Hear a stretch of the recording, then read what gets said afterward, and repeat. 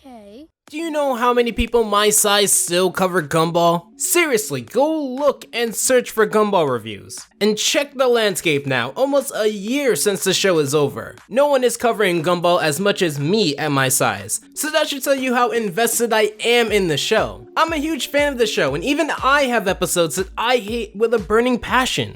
So let's end off the search for the worst with a bang. Also plug in my Discord.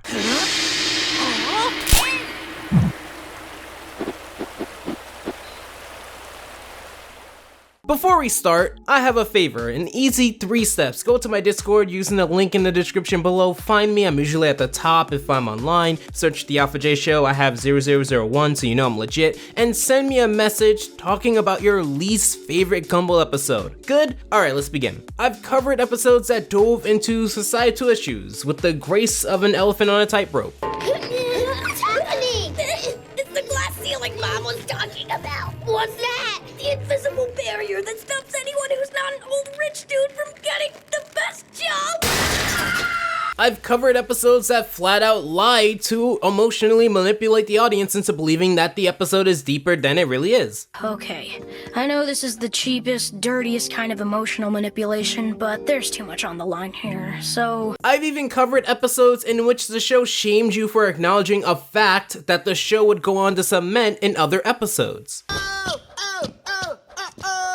And you'd expect someone who eats that much to be better at cooking. Yeah, I took the juice on one of his cupcakes. But at the end of the day, I can still watch those episodes. If they come on, I can casually watch them with my family or friends. But this episode, I feel compelled every time to get as far away from. And to some, maybe that's a little bit dramatic, but take a look at what I've covered over the years of doing this. I can have fun watching a rip-off Kung Fu Panda. I can tolerate Disney churning out the 4th show of the same nature. I can even say I'm going to watch Camp Coral when it comes out, despite the backlash. I can even say that I don't use hyperbole often. Not even here. What's the best dance move? What's yours? Cossack dance, but there's a problem with it. What? My torso's too short. The episode starts off with a clear focus on emphasizing the bond between Gumball and Darwin, to then show Penny, with Gumball focusing on Penny to tell her goodbye, while Darwin is asking a question. This is because the episode is going to start placing the wedge to drive in between Gumball and Darwin's friendship and Gumball and Penny's relationship. Now on paper, the idea of testing the strength of the relationship Gumball and Darwin had is perfectly fine. I'm not mad at the idea of Gumball and Darwin's relationship being strained because at that point, it has been tested multiple times in episodes like The Third or The Promise, where on both occasions, Darwin was the one who made other commitments with other people. So, now we have a post the shell episode, aside from the burden, more on that later, where Gumball is the one with the commitment and it is on Darwin to react accordingly. And what this episode gives us at the beginning of the episode is them being on the same page. However, of course, they're not. If you had to do something really, really special for someone really, really important, what would be the best place? It would be a log cabin. Yes, by a blue lake. What else? A fireplace. A bearskin rug. A chocolate fountain. And R&B music. Let's talk about the dream before going forward. We have an episode in which Gumball has a dream about Darwin kissing Penny and acts irrationally hostile towards Darwin because of what happened in his dream. He acknowledges that it was indeed irrational, and thus to me, based on that and many other factors, I can enjoy that episode no problem, even though Gumball is in the wrong because, like I said in the X, I don't need Gumball to be morally correct. However, both logically and with Gumball's logic, I can understand and not be upset with Gumball. With Gumball's logic, because he's seen the image of Darwin kissing Penny and being a kid, he's going to be insecure, especially with this being before the show, before they were solidified. He's going to act hostile, but also remorseful. And the entire episode is handled very well. Logically, people are not 100% logical thinkers if free iTunes gift card giveaways from people you've never met are still successful, and thus acting emotionally and not rationally towards your crush or anyone that's around your crush is 100% natural and relatable. My point here is that the dream handled the irrational thinking with tact and care, so that when it came across to the audience, they understand that Gumball is just understanding love and is going to act weird and stupid. Now, speaking of stupid... So, who would you invite? Never you mind. Oh, come on, tell me. No, you first. Oh, fine. But you gotta say yours at the same time. On 3. 1, 2, 3. Penny! You! Gumball's question is not only dumb, it's the catalyst to this entire episode. In a controlled environment where these characters are fleshed out through multiple writers, why would anyone in this situation expect Darwin to say anything other than you? Now, some of you may say because that's the point, to start the episode and to start the test of their bond. And I would say, not so fast. Let's play a game called The Alternate Universe J of the Alternate Universe J Show, or whatever. If Darwin said Penny, I think Gumball shouldn't take to that too kindly, because why would Darwin be thinking or actually planning something with Penny, especially with the way the perfect date is worded? If Darwin said Carrie under the assumption of them saying the same name, then Darwin would feel justified to be upset. There is no name here besides you. That makes sense for this question. However, before we justify why that sentence happens in the episode, can we talk about who would naturally lead into a question like that? You're telling me that there isn't any other way to start the seed of Darwin feeling unwanted. It has to happen with a question that only works if Darwin is to assume that Gumball, who just said goodbye to his girlfriend right there, right in front of his face by the way. I know Darwin is off screen, but his eyes still work. I don't buy that premise. I don't believe Darwin would be jealous to the point of anger, even with a slight hint in the burden. I don't think Darwin is the type of person to be egotistical about his relationship with Gumball, with episodes on episodes such as the Once More, the Third, the Promise, and even the Fan, which I don't like either. I don't believe this is emotional or rational behavior. I think this is forcing the premise to work. I am not making a scene! Okay. And I'm not jealous of Penny! Dude, don't freak out. There's enough space in my life for the both of you. She's crowding us! She's suffocating us! She's oppressing us! She's smothering, burning us! Okay, enough! I wanted your opinion on something important, but if it's gonna be like this, then just go home! I need to go to the store anyway. And with all of that said, I do want to note, it's not like Darwin's voice actor doesn't go out of his way to really make the lines work and to really make people believe that Darwin should be jealous at this point, and that the episode didn't make this over the top and cartoony, but there's just something about this premise that I reject that makes me reject the rest of the episode. And consider an alternate universe, if you will. I am so alternate universe J here. Start off the episode with Gumball and Darwin's bond like it's done in the beginning of the episode, but extend it out. Maybe the seat Gumball saved for Darwin at the library is being used by Penny, and Darwin brushes it off with doubt. Maybe Gumball has a gift in his locker, and he's walking to Darwin and smiling, but actually Gumball is giving it to Penny, who is behind Darwin. Maybe Gumball pleads with Darwin to hold something, like a broken beaker from science class, as he runs away, and Principal Brown gives Darwin detention, and Gumball tries to justify it by saying that he couldn't afford to do detention because it would interfere with his date with Penny. You can go so many ways with this concept that isn't just, let's just set up an arbitrary date with an arbitrary question so that we can spend a good 70% of the episode showing Darwin in a light that quite frankly makes him look unwatchably bad. I'm gonna take some dirt on you and expose you as the treacherous bro thief you are. Yeah. Oh, hi, Darwin. It doesn't help that Penny is also as reasonably confused as I am. Now, normally, you would think that this duo would have an unbreakable bond that started since Darwin was found once more after being flushed down the toilet. You would think since the trio have all spent time together before, that nothing would change beyond possibly a few more dates or something like that. You would think considering Darwin is the one who's having these thoughts, Darwin would voice even to himself in the same way and show us all of his other thoughts that lead into the jealousy, especially considering that he has enough screen time to tell us the parts that we already are going to see. But that's just the thing with this episode. The entire episode relies on that one question being seen as a normal thing, and once more, I'm not saying that Darwin shouldn't feel this way, I'm just saying that if this is the one question that set Darwin off, how about all of those other times Gumball irrationally didn't like his brother in the dream? Or how about when Darwin flat out saw Gumball disregard him for Penny for the entire episode of the show? Hi, Penny. Nice diary.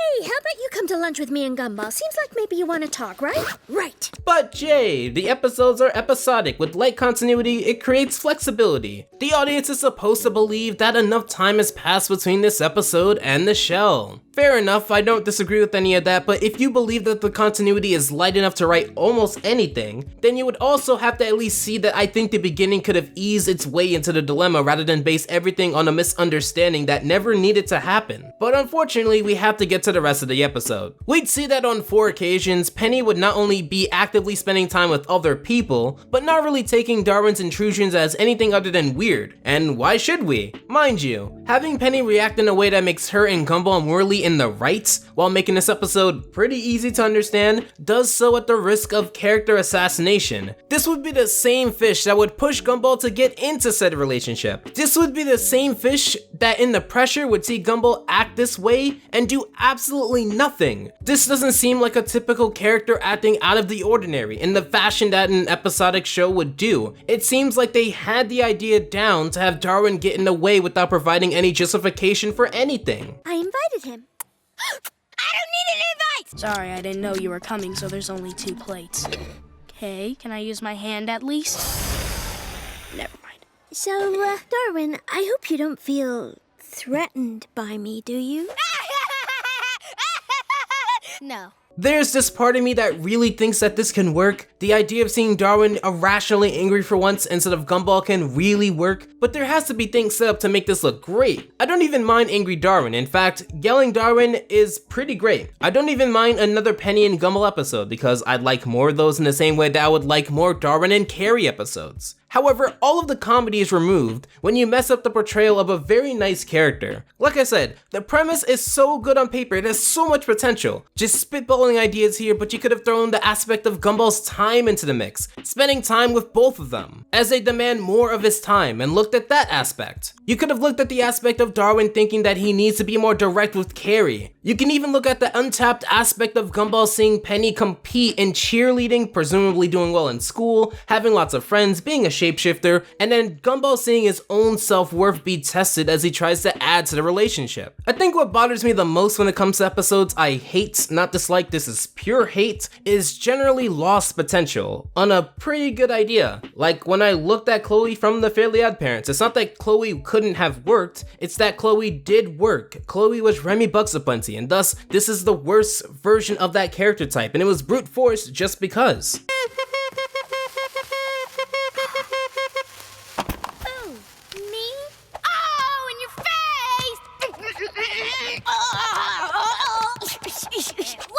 To those who think this is funny, continue to do so. This is not me saying that you shouldn't like this episode or that because I hate this episode, you shouldn't like this episode. But to me, this is the worst scene in the episode to me, possibly of all time. There's just something unwatchably and character-breakingly awful about seeing this. Just seeing everyone around them viewing Darwin as this douche, for the lack of a better ad-friendly word. I've read multiple comments of people enjoying the bros, and considering at this point I'm only writing and recording this, the top comments could very well be about the fact that the bros is a really good episode or funny, but to other people and how they have negative reactions to the girlfriend, the robot, or the ex. I understand those issues. I just couldn't say I was in the same boat. If you thought the abuse in the girlfriend wasn't funny, then I'm not gonna say you're wrong. If you thought Bobbert was unlikable in the robot, that's your opinion, and there's nothing wrong with that. I just think in those 3 episodes, whether it's Jamie being very aggressive towards Darwin or Bobbert's disguise and portrayal of Gumball or the way that Gumball acts towards Rob, there's a solid line of reasoning there. It makes sense that Jamie and Bobbert would be very aggressive in their identity change, given that they were already pretty aggressive before the change, and it was shown. It makes sense for Gumball to be jealous of Banana Joe because he likes the attention on himself. It doesn't make sense, to me, for Darwin to drag out his jealousy of Penny beyond the initial conversation, especially when Penny tried to talk it out with Darwin, and he flat out denied it. Now, when some people bring up the fact that Darwin wasn't capable of being jealous in The Flower, when Gumball was jealous of Penny and Leslie despite being cousins, to me, I don't really care too much about that, and it could have easily be passed off as more envy and not so much jealousy. However, wouldn't Penny be the person to envy the relationship that Gumball and Darwin have by that same logic? Actually, there's something I wanted to say as well. I know. I totally feel what you feel. Let's say it at the same time. 1, 2. We need some space. It's just, until you guys work it out, I kind of feel bad ruining your relationship. As a fan of the show, by this point, why would you like Darwin? 3 seasons of build-up, albeit temporarily, flushed down the toilet for nothing more than one character being naive. As a casual watcher of the show, what would be your first impression of Darwin here? That he's needy? That he prides himself based off of his relationship with Gumball? Very few episodes talk about this concept because it's been proven time and time again that Gumball is never going to forget about Darwin. Gumball is never going to meet someone in his life that he's going to spend so much time with that he's not going to have any time with Darwin. It is something that by this episode alone, it's not only concrete, it could even be sacrilege to say the opposite. So who would enjoy this? Who would want to see an episode like this? Who would want more episodes where Darwin is like this? What redeeming factors does he have, by the way? And what did he show in this episode that you like? Nothing. Exactly. So Gumball finds Darwin dressing up as Penny and obviously doesn't like the sight of it. But it doesn't matter anyway. Penny's left me. She didn't want to come between us, and it's all your fault. I didn't mean to come between you two. I just wanted to spend more time with you. Wow. Now, how do I put this into words properly? I'm trying to formulate my thoughts here.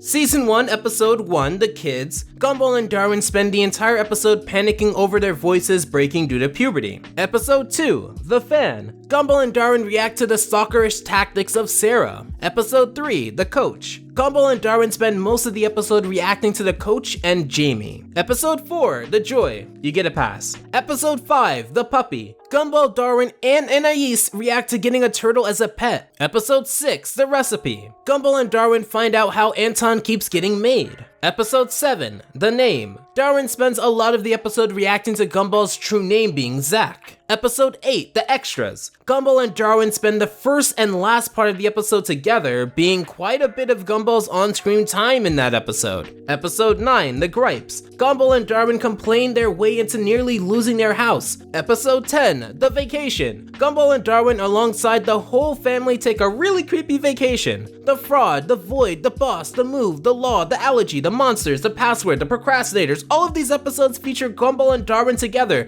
Practically every episode in Season 3 up to this point has Gumball and Darwin spending time together. Darwin has to be coming from some logic for his emotions to be relatable, or entertaining, or redeemable, or justifiable, or anything. So if this episode is trying to tell me that Darwin now feels like he doesn't spend as much time with Gumball due to reflecting on Gumball's question, you're lying to me. That question doesn't mean anything. It was a non-question. It was just a way for Gumball to ease into talking about the date. It's not entertaining enough for the misunderstanding to be justifiable. The biggest person who would want this for Gumball is Darwin. I feel like I'm going mad here. I got it. Huh? Origami roses?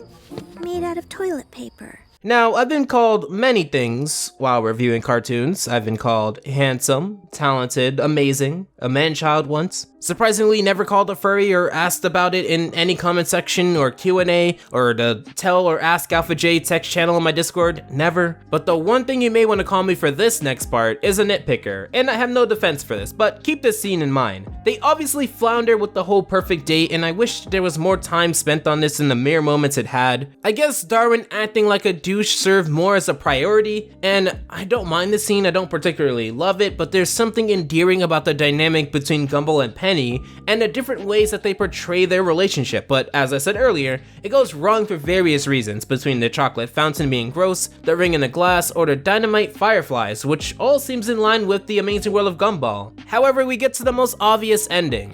What did you say back there? Marry me. Oh, Gumball, I can't. And I don't think Darwin's over it yet. No, I'm perfectly fine with it.